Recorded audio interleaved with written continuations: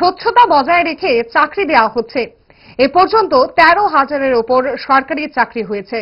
চাকুরির বিষয়ে প্রতিদিন কিছু না কিছু ঘোষণা হচ্ছে, শূন্যস্থান পূরণ হচ্ছে। সবাইকে তো আর চাকরি দেওয়া সম্ভব নয়।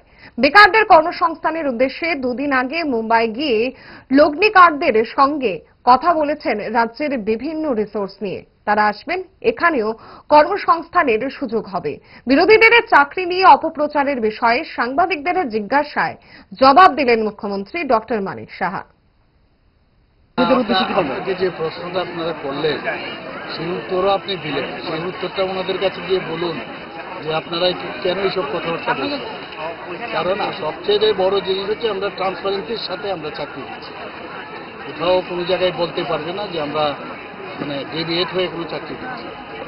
এখন পর্যন্ত প্রায় 13,000-এর উপরে আমাদের সরকারি চাকরি হয়েছে। এখনও আপনি যেটা বললেন ডেইলি আমাদের কিছু না কিছু ঘোষণা হচ্ছে, একটা ক্রিয়েশনও হচ্ছে, ফিলিং আপও হচ্ছে। তো সব জায়গায় আমরা চাকরি তো দিচ্ছি, কিন্তু সবাইকে তো চাকরি দিয়ে হবে না। আমরা কর্মসংস্থানেরও বিভিন্ন, আজকে গত পরশুদিন আমি গেলাম মুম্বাই, সেখানেও কিন্তু ইনভেস্টার্সদের সাথে কথা বলেছি। তারও আমাদের ত্রিপুরার যেসব আমাদের রিসোর্সগুলো আছে ওনাদের সামনে তুলে ধরলাম।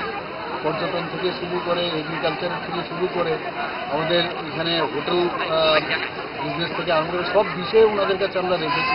আগরের বিষয়ে কথা বলেছি, রাবারের বিষয়ে কথা বলেছি, বিভিন্ন যেসব আমাদের রিসোর্সগুলো আছে, ট্যুরিজমের বিভিন্ন সাইটগুলো সম্পর্কে আলোচনা। তারা কিন্তু বলছে আমাদের ব্যাম্বো ইন্ডাস্ট্রির কথা বলেছি, আমাদের পলিসিগুলো আমরা বলেছি, ইনসেন্টিভ কীভাবে দেই, ইন্ডাস্ট্রিয়াল পলিসি আমাদের আছে, সমস্ত বিষয় নিয়ে আমাদের সামনে আমি রেখেছি এবং মানুষ আসছে এখন।